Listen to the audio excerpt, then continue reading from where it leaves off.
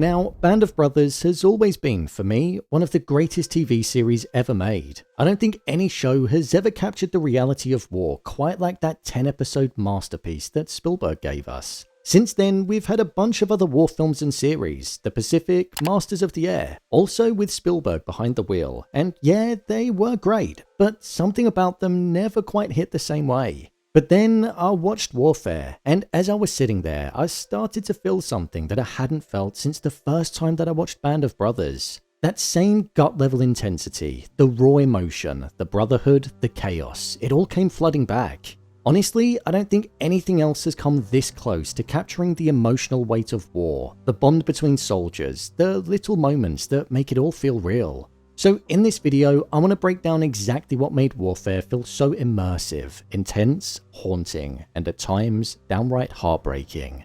This is Warfare, the closest thing we've had to Band of Brothers. Just to let you know, this video will contain spoilers. The opening versus the ending. The movie kicks off on a surprisingly light note. You've got them all hanging out, watching the music video Call on Me on the TV, cracking up and just being together.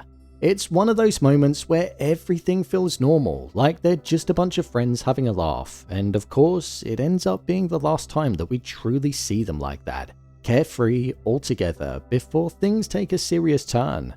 It instantly reminded me of that first episode of Band of Brothers back when they were still at Camp Toccoa. You saw them training, working hard, bonding, and then by the end of the episode they were loading onto planes headed for Normandy. You just knew that not all of them were coming back. That same shift and that haunting presence that looms in the background happened in this scene in the movie. You start with the humour, the brotherhood, that warm energy between the group, and then by the end it's replaced with this quiet, heavy sense of dread and loss. They're still together, but the laughter's gone. One of them is dead, two are badly wounded, and the rest are always moments away from possibly being wiped out too.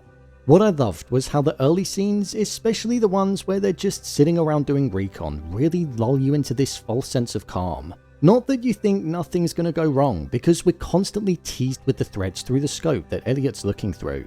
But it captures that monotonous, uneasy boredom of waiting for something bad to happen. You've got Elliott, who could almost doze off, Sam pacing in the bathroom, Max staring at the screen. It all just feels so real and drained, and that fatigue just seeps through the screen. But even then, there are still jokes and little moments of playfulness in this scene. It's that contrast that really makes the ending hit so hard.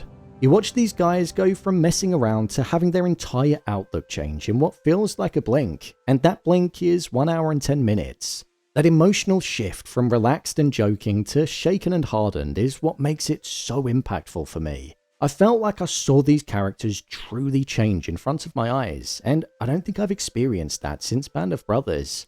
They did it in 10 episodes, and this did it in an hour and a half, so I was really impressed. The immersive nature of the final third.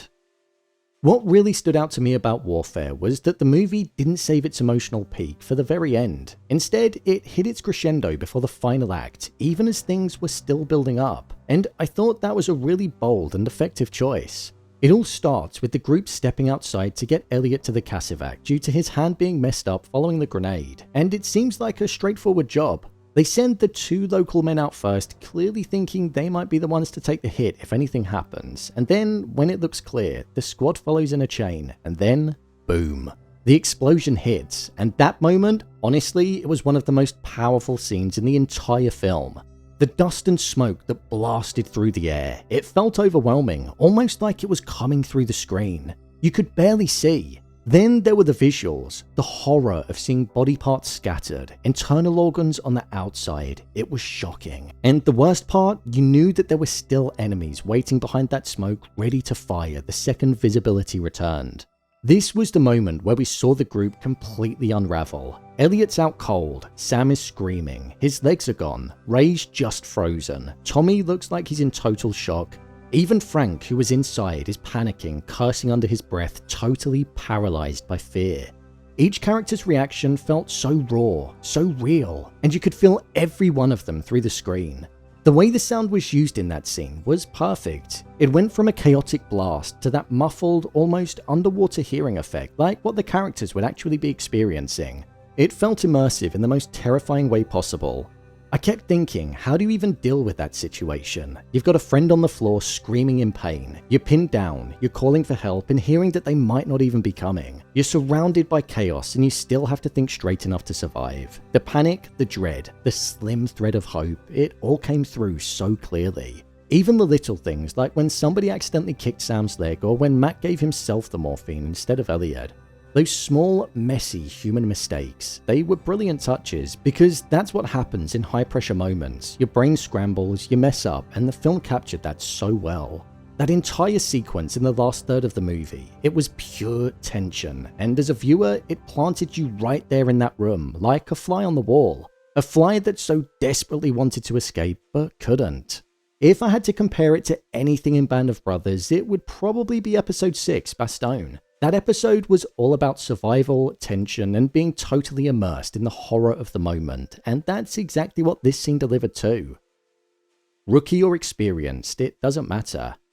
There were 2 characters in Warfare that really stood out to me, New Guy Tommy and Commanding Officer Erik. These 2 were on totally opposite ends of the military ladder, one just starting out and the other leading the charge. But after the explosion, their reactions were almost identical, and that really hit me. So Tommy gets introduced as, well, the new guy. He's walking around with this nervous energy, checking on everyone, smiling and trying to stay upbeat, which already sets him apart because most of the others aren't in that headspace at all. But then, as the day unfolds, we saw that Tommy was right there when the grenade went off, and he was also a part of the chain that went outside when the IED went off. And then, just like that, his smile was gone. You see it leave his face and it never comes back. From that point on, he looks like someone who's completely shut down. When somebody asks him what happened, he barely answers. I don't know, something just exploded. All I want is to get out of here.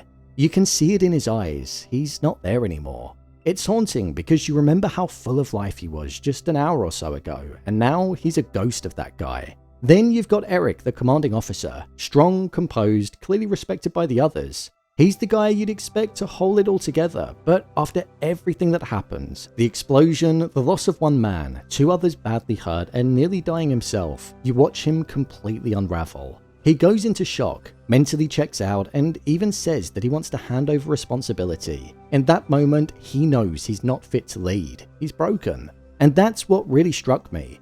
It doesn't matter if you're the freshest rookie or the most seasoned leader, watching your people die, nearly dying yourself, it breaks you. No training, no rank, no experience makes you immune to that kind of trauma.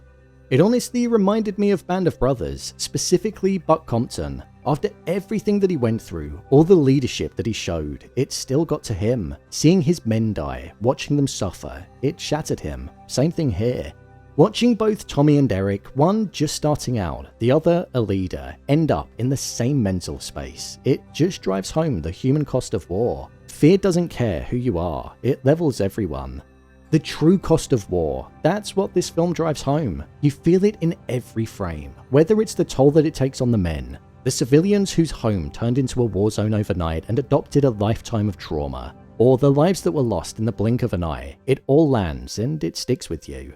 This movie pulled me in a way that I haven't felt since watching Band of Brothers. Now, I'm not saying it's the same, and honestly, I don't think it's meant to be, but it does capture that same raw feeling, that same emotional weight. It was immersive, haunting, and at times, terrifying. And I felt every ounce of what those men were going through, just like I did back then, watching Band of Brothers for the first time.